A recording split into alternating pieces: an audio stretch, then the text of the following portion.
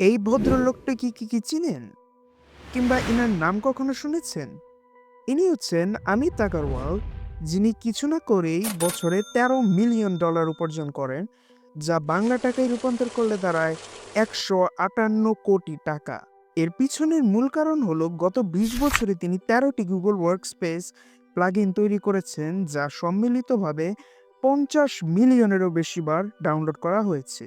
এটি সত্যিই অবাক করার মতো সংখ্যা। তাই আমি গত কয়েক সপ্তাহ ধরে এই বিষয়ে তৈরি প্রতিটি কন্টেন্ট গভীরভাবে বিশ্লেষণ করেছি এবং যা খুঁজে পেয়েছি তা আমাকে রীতিমতো এমনভাবে অবাক করেছে যে আমি যতই এই লোকটির ব্যাপারে জানার চেষ্টা করেছি, ততই আমি বিস্ময়কর পরিস্থিতির শিকার হয়েছি। এত সফল একজন ব্যক্তি হওয়া সত্ত্বেও তার জীবন আমাদের অনেকের মতোই খুবই সাধারণ। কিন্তু তিনি তার নিজের ছেলের নাম রেখে দিয়েছেন গুগল। কিন্তু পৃথিবীর এত শহরের মধ্যে তিনি কেন আগ্রাতেই বসবাস করেন, যেখানে থেকে তাজমহল মাত্র কয়েক মাইল দূরে? তাছাড়া তার কোম্পানির শুধুমাত্র সফটওয়্যার ইঞ্জিনিয়ার কেন শুধুমাত্র তিনি একাই?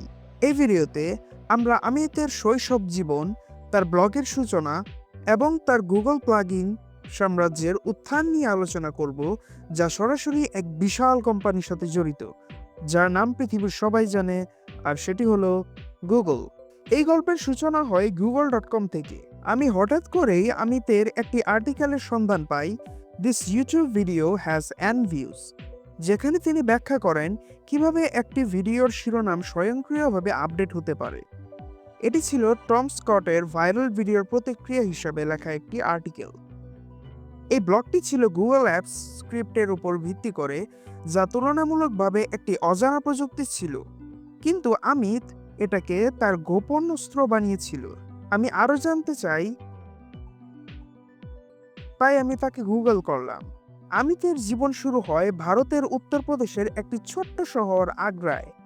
তিনি জন্মগ্রহণ করেন একটি মধ্যবিত্ত ব্যবসায়ী পরিবারে। সেন্ট পিটার্স কলেজে পড়ার সময় তিনি কম্পিউটারের চেয়ে গাণিতিক সমস্যায় বেশি আগ্রহী ছিলেন। তিনি নিজের প্যাশন এবং প্রভাব বিবেচনা করে ভারতের প্রাচীনতম প্রকৌশল প্রতিষ্ঠান আইআইটি রুরকিতে ভর্তি হন। আইআইটিতে সুযোগ পাওয়া খুবই কঠিন, কিন্তু তিনি কম্পিউটার সায়েন্স ইঞ্জিনিয়ারিংয়ের মতো একটি প্রতিযোগিতামূলক বিষয় বেছে নেন এবং প্রথম বর্ষের শেষেই তার শ্রেণীর সেরা শিক্ষার্থীদের মধ্যে একজন হয়ে ওঠেন। অমিতের ১৯৯৯ সালে স্নাতক সম্পন্ন করার পর তিনি হায়দ্রাবাদের উইলকো নামে একটি আইটি কোম্পানিতে যোগ দেন, যা পরে এডিপি নামে পরিচিত হয়। সেখানে তিনি গোল্ডম্যান সাচস এবং মেরিল লিঞ্চ এর মতো বড় ক্লায়েন্টদের জন্য ডাটাবেস সফটওয়্যার তৈরি করতেন। মাত্র ২ বছরের মধ্যে তিনি ম্যানেজার পদে উন্নীত হন। কিন্তু ২০০৪ সালে তিনি কর্পোরেট চাকরি ছেড়ে দেন এবং পরিবারের কাছাকাছি থাকার জন্য আগ্রায় ফিরে আসেন। এটাই ছিল তার জীবনের সবচেয়ে গুরুত্বপূর্ণ মোড়। কোনো পোর্টফোলিও না থাকায় অমিত নিজেকে মার্কেটিং করার জন্য একটি ওয়েবসাইট তৈরি করেন, যার নাম ডিজিটাল ইন্সপিরেশন। তার প্রথম ব্লগ পোস্টটি ছিল একটি এইচপি প্রিন্টারের রিভিউ। ধীরে ধীরে প্রতিদিন ৩ থেকে ৭টি পোস্ট তিনি করতে থাকেন এবং তার সাইটে দর্শক সংখ্যা ১,০০০ থেকে লাখে পৌঁছে যাওয়া শুরু করে।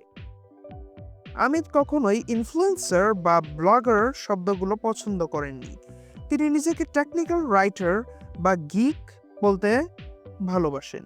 ২০০৫ সালের দিকে তার ব্লগ ডেইজি পণ্ডিত এর মতো বড় ব্লগ অ্যাগ্রিগেটরগুলোতে শেয়ার হতে শুরু করে এবং গুগল অ্যাডসেন্স থেকে প্রথমবারের মতো আয় করতে শুরু করেন। মাত্র ৩ বছরের মধ্যেই তার মাসিক আয় $২,২৫,০০০ ছুঁয়ে ফেলে, যা বাংলা টাকায় কনভার্ট করলে দাঁড়ায় ২ কোটি টাকারও বেশি। ২০০৮ সালে অমিত বুঝতে পারেন যে ব্লগিং দিন দিন প্রতিযোগিতামূলক হয়ে উঠছে। তাই তিনি ব্লগিং ছাড়াও সফটওয়্যার ডেভেলপমেন্টে আরও গভীর মনোযোগ দিতে থাকেন। তিনি বিভিন্ন টুইটার টুলস তৈরি করেন, যেমন টল টুইটস, যা ১৪০ ক্যারেক্টারের বেশি টুইট করার সুযোগ দিত; স্লিপিং টাইম, যা জনপ্রিয় ব্যক্তিদের ঘুমানোর সময় অনুমান করত; টুইটার বটস, যা স্বয়ংক্রিয়ভাবে বিভিন্ন কাজ করত। কিন্তু এগুলো কেবল তার বড় সাফল্যের ভূমিকা ছিল। একদিন তার এক বন্ধু ট্রেনের টিকিট বুকিং নিয়ে সমস্যায় পড়ে। এবং আমিত সেই সমস্যা সমাধানের জন্য একটি প্লাগইন তৈরি করেন। পরে তিনি এটি জনসাধারণের জন্য উন্মুক্ত করেন এবং এটি সারা দেশে ট্রাভেল এজেন্টদের মধ্যে জনপ্রিয় হয়ে ওঠে। এরপর তিনি মেল মার্চ তৈরি করেন, যা জিমেলের জন্য একটি শক্তিশালী ইমেল টুল। তার সমস্ত প্লাগইন ফ্রিমিয়াম মডেলে কাজ করে, যা বিনামূল্যে সীমিত ফিচার, কিন্তু সম্পূর্ণ অ্যাক্সেস পেতে বার্ষিক সাবস্ক্রিপশন নিতে হয়। আমিত তার প্রতিটি প্লাগইন সম্পূর্ণ একা তৈরি করেন। তিনি জাভাস্ক্রিপ্ট, রিয়্যাক্ট, নোড.js, ডকার এবং গুগল ক্লাউড প্ল্যাটফর্ম ব্যবহার করে সমস্ত কোড লিখেছেন।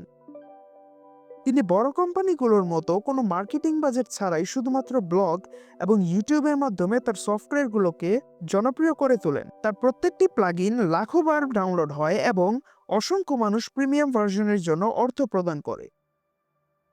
আমিত শুধুমাত্র ব্যবসায়িক দিকে সীমাবদ্ধ থাকেননি।